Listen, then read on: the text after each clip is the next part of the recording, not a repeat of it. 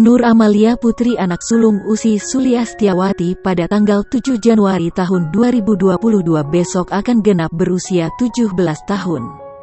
Ussy pun tak menyangka waktu berlalu begitu cepat. Terasa baru kemarin ia menggendong anak pertamanya itu saat masih kecil.